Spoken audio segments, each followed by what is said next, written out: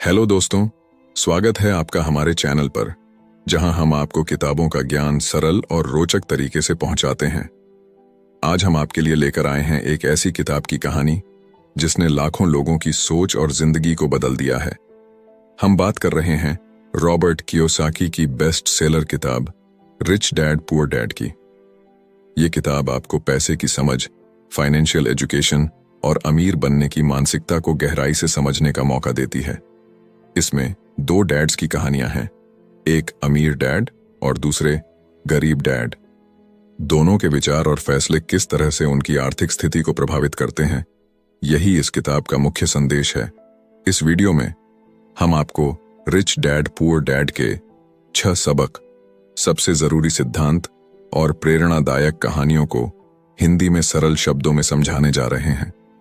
अगर आप अपनी आर्थिक जिंदगी को बेहतर बनाना चाहते हैं तो ये वीडियो आपके लिए एक गाइड की तरह काम करेगा। इसमें आप जानेंगे कि पैसा आपके लिए कैसे काम कर सकता है, संपत्ति और कर्ज में फर्क क्या होता है, क्यों फाइनेंशियल एजुकेशन आपके स्कूल के सिलेबस से ज्यादा जरूरी है और अमीर लोग अपनी सोच से कैसे अमीर बनते हैं। यदि आपको वीडियो पसंद आए तो इसे लाइक और शेयर करें और हमारे चैनल को सब्सक्राइब करना ना भूलें, क्योंकि हमारा लक्ष्य है कि हम आपको वो ज्ञान दें जो आपकी जिंदगी को एक नई दिशा दे सके।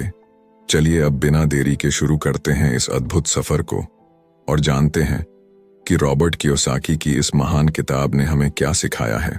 तो बात ऐसी है कि रॉबर्ट कियोसाकी, जो कि इस किताब के लेखक हैं, उनके 2 पिता थे।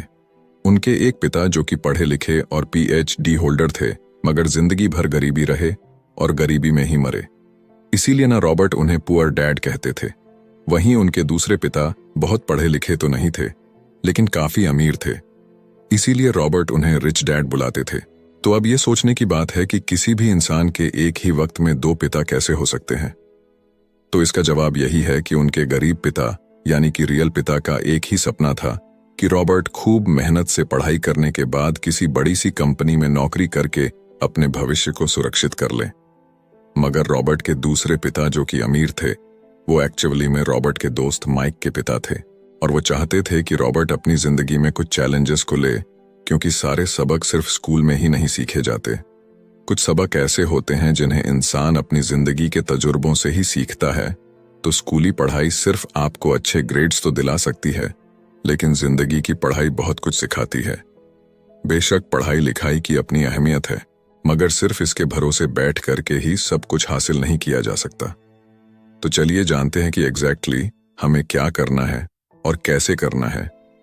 उसके लिए पहला सबक कहता है कि अमीर लोग पैसे के लिए काम नहीं करते।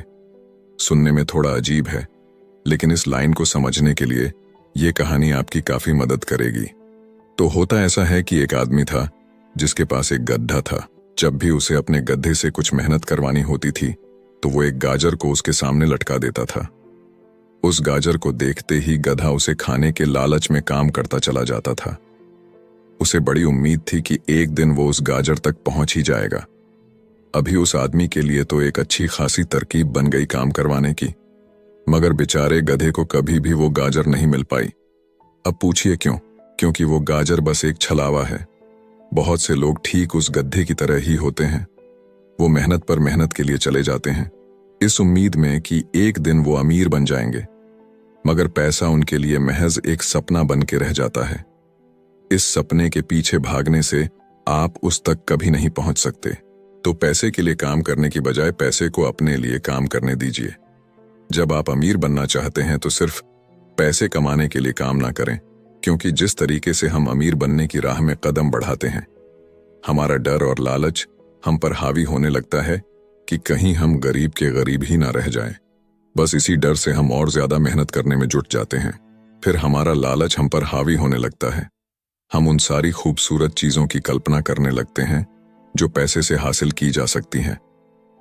अब यही डर और लालच हमें ऐसे चक्कर में उलझा देता है जो कि कभी भी खत्म नहीं होता। तो हम अब और मेहनत करते हैं कि और ज्यादा कमा सके, और फिर हमारा खर्च भी उसी हिसाब से बढ़ने लगता है। तो इसी को अमीर डैड राइट रेस कहते हैं। अब इसका नतीजा ये हुआ कि हम पैसे कमाने के लिए हद से ज्यादा मेहनत करते हैं, खर्च करते हैं, और ये एक ट्रैप है।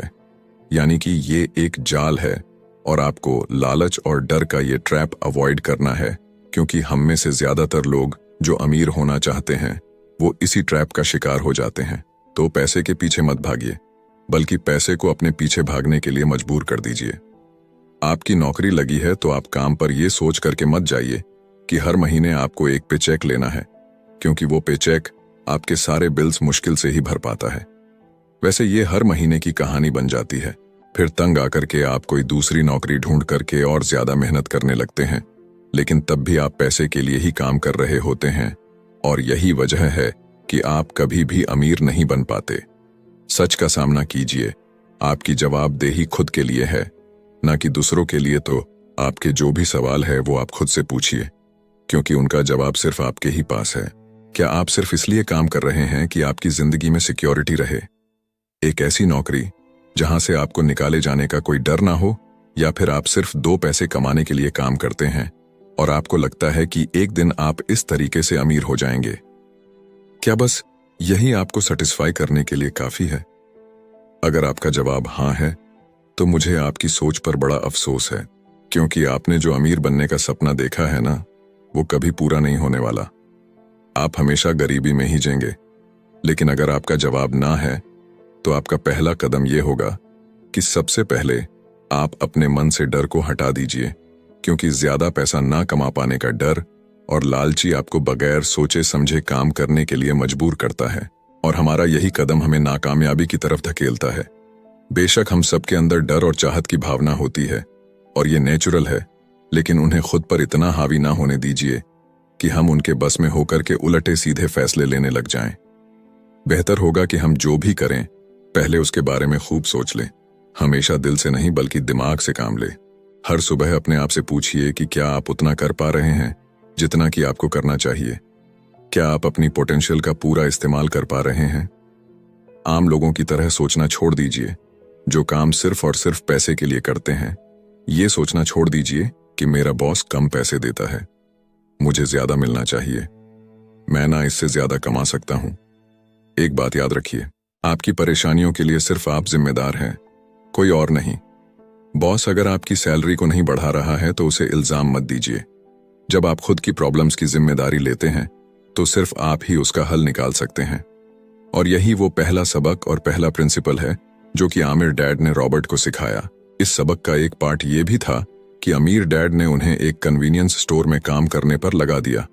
उन्हें इस काम के कोई पैसे नहीं मिले, वो बस काम करते रहे, और इसका फायदा ये हुआ कि वो अपने दिल से काम में लगे रहे, और इस दौरान कई नए आइडियाज उनके दिमाग में आते रहे। पैसे को अपने पीछे कैसे भगाया जाए, इस बारे में उन्हें कई विचार मिले। उन्होंने देखा कि उस स्टोर की क्लर्क कॉमिक्स बुक के फ्रंट पेज को 2 हिस्सों में फाड़ देती थी। आधा हिस्सा वो रख लेती और आधा हिस्सा फेंक देती थी, तो देर शाम में स्टोर में एक डिस्ट्रीब्यूटर आया करता था। वो कॉमिक्स बुक्स के ऊपरी आधे हिस्से को क्रेडिट के लिए लेता, पर बदले में नई कॉमिक्स बुक्स दे जाया करता। तो एक दिन उन्होंने उस डिस्ट्रीब्यूटर से पूछा कि क्या वो पुरानी कॉमिक्स बुक्स ले सकते हैं। वो इस शर्त पर मान गया कि वो उन कॉमिक्स को बेचेंगे नहीं। ये उनके दिमाग में बिजनेस का एक नया आइडिया था। उन्होंने वो पुरानी कॉमिक्स बुक्स अपने दोस्तों और बाकी बच्चों को पढ़ने के लिए किराए पर देनी शुरू कर दी। बदले में वो हर किताब का 10 सेंट किराया वसूल करते थे। हर किताब सिर्फ 2 घंटे के हिसाब से पढ़ने के लिए दी जाती थी, तो असल मायनों में वो उन्हें बेच नहीं रहे थे। उन्हें उस गैराज पर काम भी नहीं करना पड़ा जहां से वो कॉमिक्स किराए पर देते थे। उन्होंने माइक की बहन को काम पर रखा, जिसके लिए उसे हर हफ्ते $2 दिया जाता, तो एक ही हफ्ते में उन्होंने $9.5 कमाए। और इस तरह उन्होंने सीखा कि पैसे को खुद के लिए काम करने दो, न कि आप पैसे के लिए काम करो। तो इसी के साथ अब आगे है दूसरा सबक, जो कहता है कि फाइनेंशियल लिटरेसी क्यों सिखाई जाए। कहने का मतलब यह है कि 1923 में एज वाटर बीच होटल शिकागो में एक मीटिंग हुई।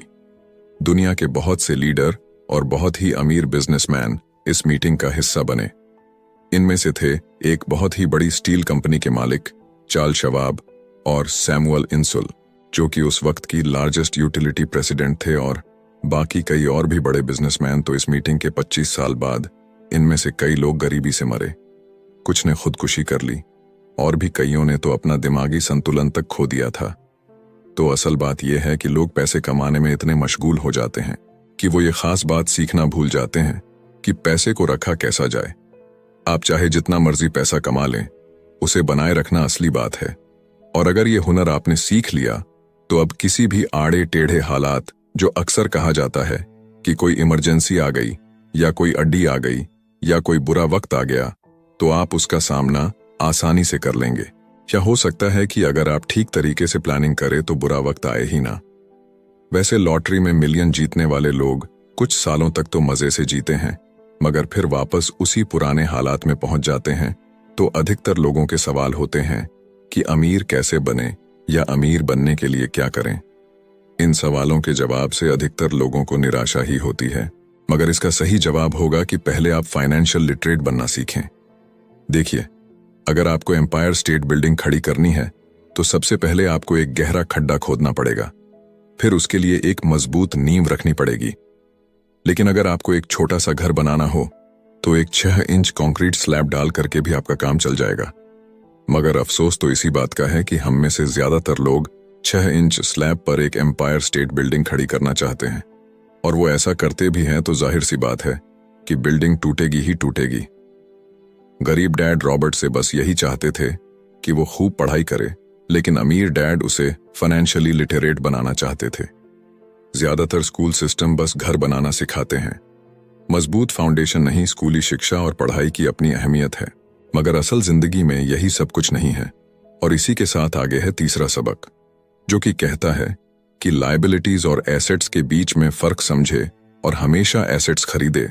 वैसे सुनने में ये बड़ी आसान सी बात लगती है ना, लेकिन यही एक नियम है जो आपको अमीर बनाने में मदद करेगा। अक्सर गरीब और मिडिल क्लास लोग लायबिलिटीज को यानी कि जिम्मेदारियों को एसेट्स समझ लेते हैं, यानी कि अपनी संपत्ति समझ लेते हैं। मगर अमीर जानता है कि असल में एसेट्स होते क्या हैं, और वो वही खरीदता है अमीर डैड। किस यानी कि KISS किस प्रिंसिपल में यकीन रखते हैं, जिसका मतलब है कीप इट सिंपल स्टूपिड। उन्होंने लेखक और उसके दोस्त माइक को यही सिंपल बात सिखाई, जिसकी बदौलत वो इतनी मजबूत फाउंडेशन रखने में कामयाब रहे। इसी की यही सिंपल बात है कि लायबिलिटीज यानी कि अपनी जिम्मेदारियों और एसेट्स यानी कि संपत्ति के बीच में फर्क को समझे और एसेट्स खरीदे। लेकिन अगर ये इतना ही सिंपल है तो हर आदमी अमीर होता है ना। मगर यहां पर मामला उल्टा है। ये एक्चुअली में इतना सिंपल है कि हर कोई इस बारे में सोचता तक नहीं है। लोगों को लगता है कि उन्हें लायबिलिटीज और एसेट्स के बीच में फर्क पता है, मगर उन्हें सिर्फ लिटरेसी के बारे में मालूम है, फाइनेंशियल लिटरेसी के बारे में नहीं। मतलब ये कि इनकम स्टेटमेंट को प्रॉफिट और लॉस का स्टेटमेंट मानकर चलना चाहिए। इसका सिंपल सा मतलब है कि इनकम यानी कि आपके पास कितना पैसा आया, और एक्सपेंस यानी कि आपके पास से कितना पैसा खर्च हुआ। बैलेंस शीट एसेट्स और लायबिलिटीज के बीच बैलेंस बताती है। बहुत से पढ़े लिखे अकाउंटेंट को भी ये पता नहीं होता है कि आखिर बैलेंस शीट और इनकम स्टेटमेंट कैसे एक दूसरे से जुड़े हैं। और अगर हम इस बात को समझना चाहें तो एसेट्स वो चीजें होती हैं जो आपके लिए पैसे कमाने का काम करती हैं। मान लीजिए आप कोई घर खरीद करके उसे किराए पर देते हैं, तो उसी किराए से आप वो लोन भी चुका सकते हैं जो आपने घर खरीदने के लिए लिया था। अब घर भी आपका हुआ और उससे मिलने वाला किराया भी। इसके उलट लायबिलिटीज आपकी जेब से पैसे खर्च करवाती है, जैसे कि घर खरीद करके उसमें रहने से आपको कोई किराया नहीं मिलने वाला। तो अब आप समझ गए होंगे कि अगर अमीर बनना है तो एसेट्स खरीदिए, और गरीब ही रहना है तो लायबिलिटीज। अमीर लोगों के पास ज्यादा पैसा इसलिए होता है कि वो इस KISS keep it simple stupid principle पर यकीन करते हैं। वहीं दूसरी तरफ गरीब लोग इस प्रिंसिपल को ठीक से समझ ही नहीं पाते। इसीलिए इस बात पर जोर दिया जा रहा है कि सिर्फ लिटरेट नहीं बल्कि फाइनेंशियल लिटरेट बनिए। सिर्फ नंबर से कुछ नहीं होता। फर्क तो तब पड़ता है जब आप अपनी कहानी खुद लिखे। अधिकतर परिवारों में देखा गया है कि जो मेहनती होता है उसके पास पैसा भी ज्यादा होता है, मगर उसका फायदा क्या? जब सारा पैसा लायबिलिटीज में ही खर्च हो जाए तो आइए समझते हैं कि मिडिल क्लास आदमी अपना पैसा किस तरीके से खर्च करता है। और अगर यही उनका तरीका रहता है तो सारी जिंदगी वो मिडिल क्लास ही बनकर रहेंगे, या क्या पता उससे भी नीचे चले जाएं, क्योंकि आप देख सकते हैं कि उनका सारा पैसा लायबिलिटीज यानी कि जिम्मेदारियों में ही खर्च हो रहा है। कभी मोर्टगेज, कभी रेंट, कभी car loan, house loan, credit card का बिल फीस, बिजली का बिल और भी ना जाने क्या क्या। उनकी सारी कमाई इसी में खर्च हो जाती है। दूसरी ओर गरीब लोग हैं जिनकी कोई लायबिलिटी तो नहीं है, मगर उनके कोई एसेट्स भी तो नहीं होते। वो भी पैसा कमाते हैं, सैलरी पाते हैं, मगर हर रोज के खर्चों में उनका सारा पैसा उड़ जाता है।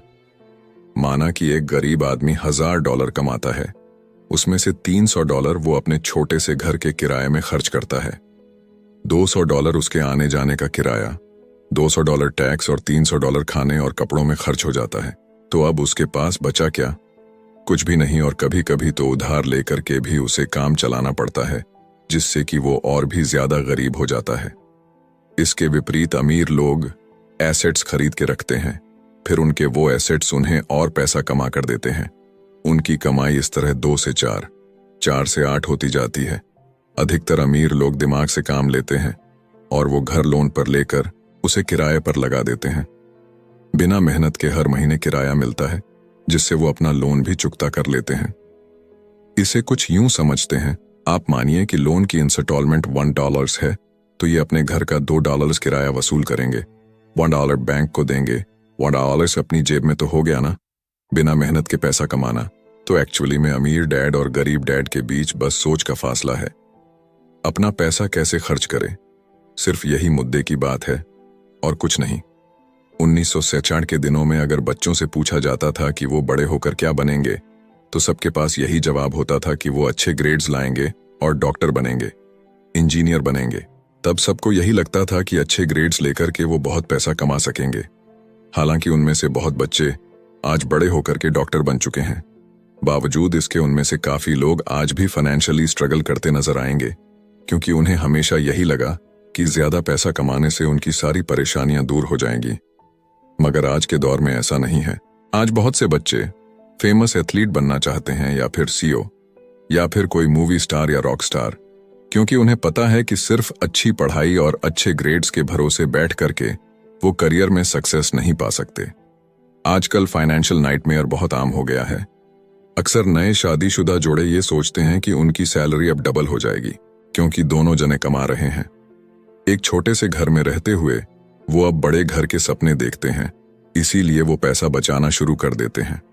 इसकी वजह से उनका सारा ध्यान सिर्फ अपना कैरियर बनाने पर होता है। उनकी कमाई बढ़ने लगती है तो जाहिर है उसी हिसाब से खर्चे भी बढ़ेंगे। तो मुद्दा मामला ऐसा है कि अब जब आप फाइनेंशियल लिटरेट हुए बिना पैसा बनाते हैं या बिना सोचे समझे उसे खर्च करते हैं, तो होता यह है कि आप पहले से भी ज्यादा खर्चा करने लगते हैं। ये एक ऐसा चक्कर है जो फिर से चलता ही रहता है। नई जोड़े ने अब इतना पैसा कमा लिया है कि वो एक बड़ा घर खरीद सके। उन्हें तो यही लगेगा कि वो अब थोड़े अमीर हो गए हैं, मगर असलियत तो ये है कि बड़े घर के साथ उन्होंने नई लायबिलिटीज भी खरीद ली है।